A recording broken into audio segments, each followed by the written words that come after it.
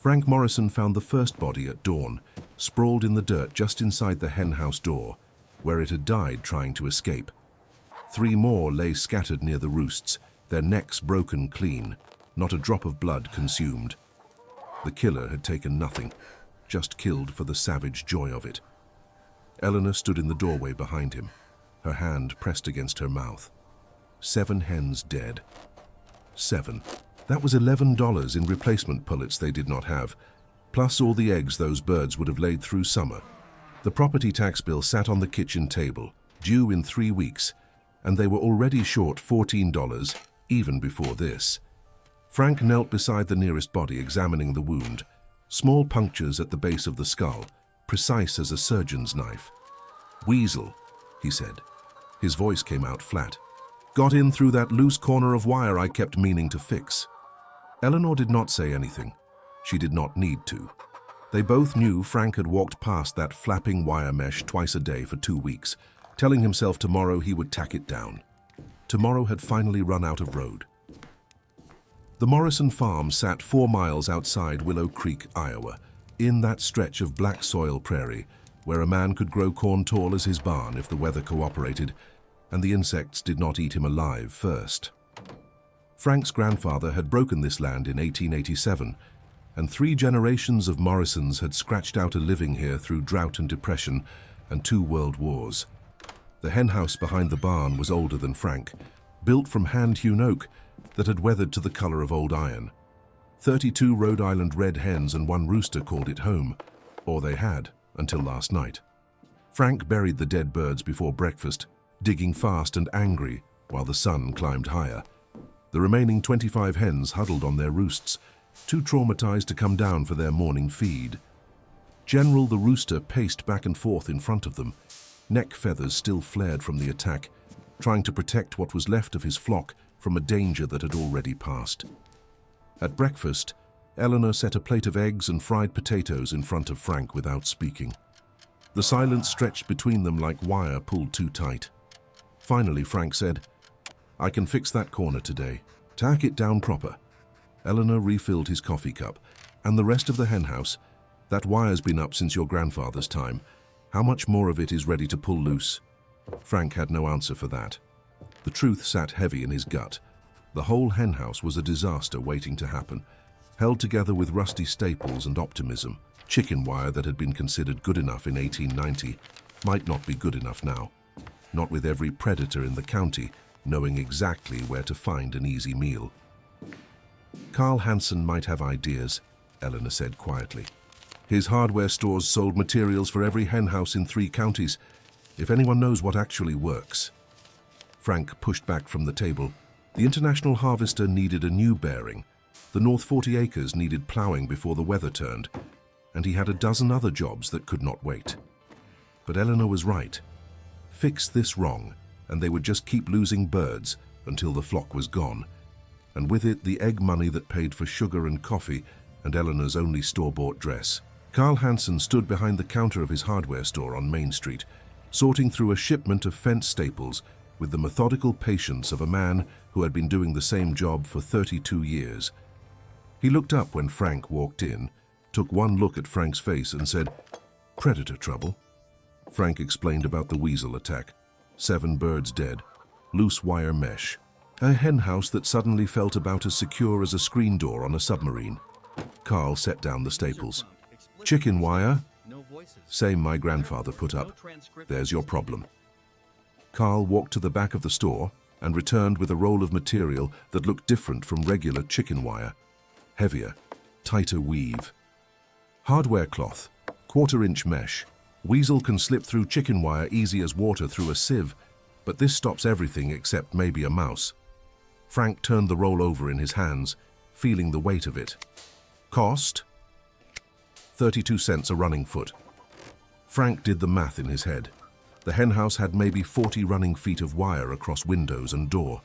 That was $12.80 just for the mesh, plus staples and whatever else Carl was about to recommend. The property tax bill flashed through his mind. $14 short, even before he spent anything here. Carl was watching him with the expression of a man who had seen this calculation play out on 100 farmers' faces. What's a started pullet cost these days at the hatchery? $1.50. And you lost 7 birds last night. So that's $10.50 gone, plus all the eggs they won't lay. Weasel comes back tonight, you could lose another 7, or 10, or the whole flock if it gets the taste for killing. Carl leaned against the counter. I know money's tight. It's tight for everyone, but you're not spending $12 on wire mesh. You're buying insurance against losing $100 worth of birds. The logic was sound, but logic did not pay the tax bill. Frank stood there holding the hardware cloth, feeling the weight of it, while Carl waited. There's more to it than just the mesh, Carl said finally. You want this done right, you need to think like a predator. Where would you try to get in if you were a raccoon? A fox? An owl? Frank had never considered the hen house from a predator's point of view. To him it was just a building that held chickens. But Carl was right. Predators looked at it differently. They saw gaps and weaknesses and opportunities. Carl pulled out a scrap of paper and started sketching. Bottom 18 inches of your henhouse walls, that's where diggers go. Raccoons, foxes, they'll excavate right under your sill boards if they smell chickens inside. So you bury an apron of hardware cloth extending 2 feet out from the foundation, 3 inches deep. When they hit that wire underground, most of them think they've hit the bottom of a wall and give up. He drew another detail. Door latches, that's critical. Raccoons got hands almost good as ours. I've seen them open wooden pegs, lift slide bolts, even figure out simple hooks. You need a 2-point latch system. Barrel bolt at the top, hook and eye at the bottom. Takes 2 separate motions to open, and raccoon paws can't do that. Frank studied the sketch. Every detail Carl described meant more money, more materials, more time. But every detail also closed a vulnerability that could cost him birds. What's the full damage if I do this right? Carl tallied it up. Hardware cloth for windows and door, lath strips to reinforce the mesh, staples, screws, barrel bolt, hook and eye latches, plus enough cloth for the buried apron. $11.40. There it was. $11.40 stood between Frank and a hen house that might actually keep predators out. $11 that would push the property tax shortage to $25, money he did not have and could not see coming in before the due date. But if he did nothing, if he just tacked down that loose corner and hoped for the best, the weasel would come back. Or the raccoons would figure out the wooden latch. Or a fox would dig under the foundation. And every time he would lose birds and the egg money that came with them. Eleanor had sent him to town with $17 folded in his wallet. Egg money accumulated over 3 weeks. Frank pulled out $11.40 and laid it on the counter. Carl nodded slowly, like Frank had just passed a test. You're making the right choice. I've seen too many farmers try to cheap out on henhouse security, and they always end up spending more replacing birds than they would have spent doing it right the first time.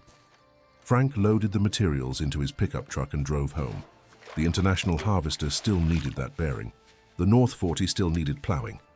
But the henhouse needed to be predator-proof before nightfall, and that took priority over everything else.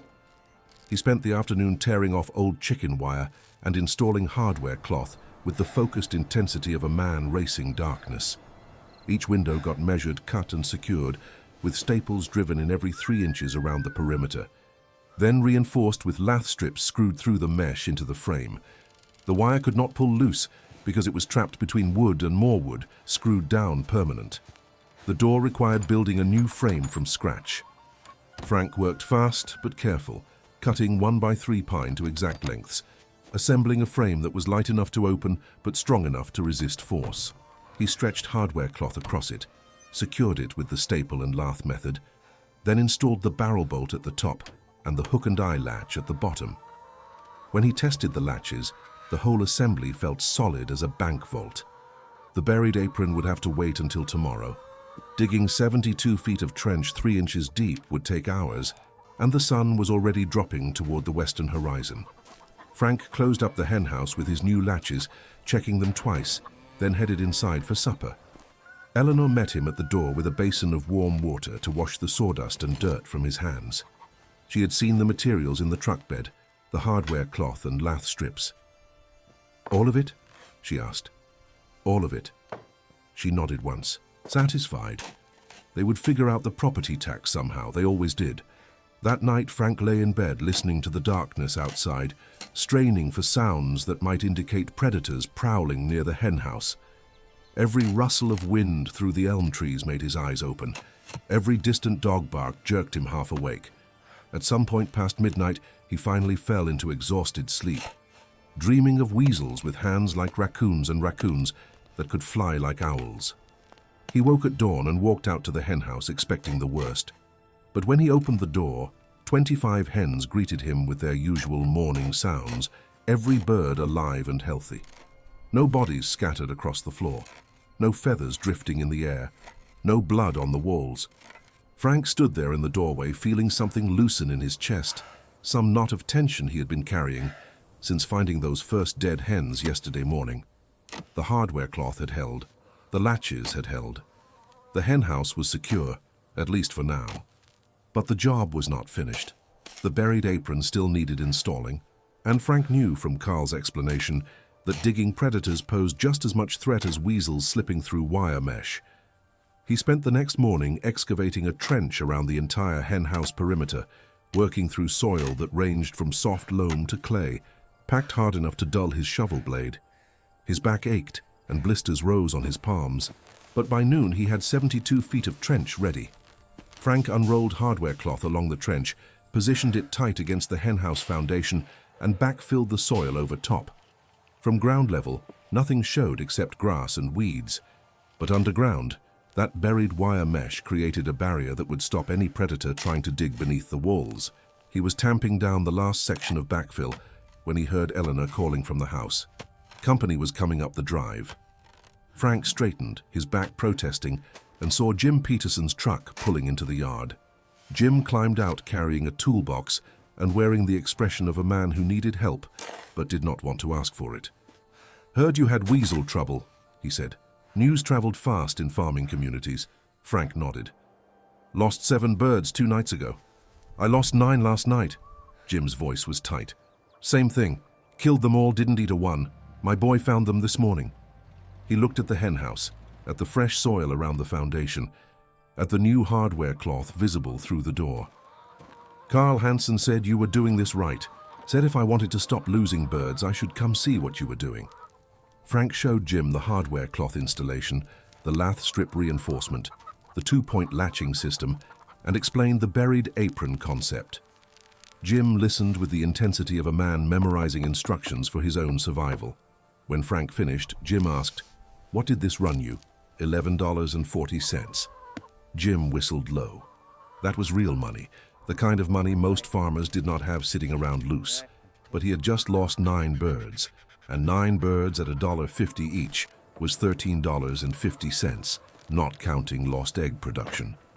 The math worked the same for him as it had for Frank. "You got time to help me do mine this weekend?" Jim asked. "I'll buy the materials and provide the labor, but I need someone who knows what they're doing to make sure I don't mess it up." Frank agreed, and that Saturday he spent the day at the Peterson farm, helping Jim rebuild his henhouse security. Jim's wife Sarah brought them lunch and cold water, and while they ate she asked questions about the wire mesh and latches, practical questions about cost and durability, and whether this would really keep the predators out. Frank told her the truth. Nothing's 100% guaranteed, but this makes it hard enough that predators will move on to easier targets. You're not trying to build Fort Knox, you're just trying to be more secure than your neighbors. Sarah laughed at that, but the logic was sound. Predators were efficient hunters. They went for easy kills. Make your henhouse difficult enough and they would hunt somewhere else. By the time Frank drove home that evening, 3 more farmers had stopped by the Peterson place asking about the hardware cloth installations. Word was spreading. The weasel that had hit Frank's farm was working a circuit through the county, and every farmer who lost birds suddenly wanted to know how to stop the bleeding. Over the next 2 weeks, Frank helped rebuild henhouse security on 5 different farms. He became something of an expert on predator proofing, refining his technique with each installation, learning what worked and what could be simplified. The buried apron was essential, but it did not need to be 2 feet wide everywhere. Near the door where human traffic compacted the soil, 18 inches was plenty. The lath strip reinforcement could use lighter wood than he had originally thought, as long as the screws went deep into the frame. Carl Hansen's hardware store ran low on hardware cloth and had to order more from Des Moines. The demand caught everyone by surprise. For decades, farmers had used chicken wire and wooden latches and accepted predator losses as inevitable. Now suddenly they were investing in real security, spending money on materials that would last decades instead of years. The weasel never returned to Frank's henhouse. Neither did the raccoons that tested his door latches one night in July, their hand-like paw prints visible in the garden soil the next morning. Neither did the family of possums that denned beneath the corn crib in September. Frank's henhouse had become a fortress, and predators recognized it as such. But the real validation came in November, during the first cold snap of early winter. Frank was walking back from the barn just after dark when he heard chickens raising hell inside the henhouse. Not the usual evening settling down sounds, but genuine alarm, birds squawking and flapping against the roosts. He grabbed his flashlight and ran. At the henhouse, Frank stopped short. A raccoon hung from the door handle, its front paws working the barrel bolt, trying to slide it open. The raccoon had already figured out that lifting the bolt would open the door. What it had not figured out was the hook and eye latch at the bottom, the second point of security that Carl Hansen had insisted on. The raccoon could not reach both latches simultaneously, could not coordinate the two separate motions required to actually open the door. Frank watched for maybe 30 seconds, fascinated despite himself. The raccoon was smart. It had clearly observed the door opening during the day and had deduced the mechanism. But intelligence only went so far. Without the ability to work both latches at once, the raccoon was defeated by engineering. Frank stepped forward, and the raccoon dropped from the door and vanished into the darkness like smoke. Inside the henhouse, the birds were still worked up, their survival instincts screaming danger even though the barrier had held. Frank checked the latches, checked the windows, checked the foundation perimeter. Everything secure. The raccoon had tried hard, maybe spent 15 or 20 minutes working that door handle, but the system had defeated it. Walking back to the house, Frank thought about all the farmers in the county who had rebuilt their henhouse security over the past few months. How many of them were experiencing similar victories right now, predators testing their defenses and finding them impenetrable? How many birds were alive tonight that would have been dead under the old chicken wire and wooden peg systems? The investment had been $11.40 plus 3 days of hard labor. The return was 25 hens that stayed alive, laying eggs, producing income, instead of ending up dead on the henhouse floor. But beyond the economics, beyond the simple math of dollars spent versus dollars saved, there was something more fundamental at work. Frank had stopped accepting loss as inevitable. He had studied the problem, found solutions, and implemented them correctly. The henhouse was secure because he had made it secure, not through luck or hope, but through knowledge and effort. That winter proved harder than most, with temperatures dropping below zero for weeks at a time and snow accumulating deep enough to bury fence posts. Predators grew desperate. Foxes came right up to the barn. Coyotes tested the cattle fence in broad daylight, and one night something big, something Frank never got a clear look at, circled the henhouse for what must have been an hour, judging by the tracks in the snow the next morning. But the henhouse held, the hardware cloth held, the latches held. The buried apron, frozen solid in the winter ground, remained an impenetrable barrier. Not a single bird was lost. Spring came eventually, the way spring always does, and with it the settling of accounts. Frank paid the property tax 3 weeks late, after selling a yearling steer he had planned to keep for breeding. The penalty for late payment cost him an extra $1.20, but he paid it without complaint. Some years you made all your payments on time. Some years you scrambled and barely made it. Either way, you survived to farm another season. The henhouse his grandfather built in 1887 still stood behind the barn, now protected by hardware cloth and metal latches and buried wire mesh that would probably outlast Frank himself. 3 generations of Morrisons had farmed this land, and now the henhouse was secure enough to protect generations yet unborn. That was worth $11.40. That was worth every blister and every hour of labor. That was worth everything. Thank you for watching this look at the predator-proofing techniques that protected American farm flocks during an era when every egg and every bird mattered to family survival. If you found this examination of rural farming wisdom valuable, please subscribe to the channel, give this video a like, and share it with anyone interested in agricultural heritage and the practical innovations that sustained farm families through hard times. This video is inspired by real events and authentic farming practices from the 1930s through 1970s. It does not aim to represent or offend any specific individuals or communities. Frank Morrison is a representative character who reflects the real experiences of hundreds of American farmers who faced similar predator challenges and developed effective solutions during this era. The henhouse construction techniques described here are documented historical practices that remain effective today.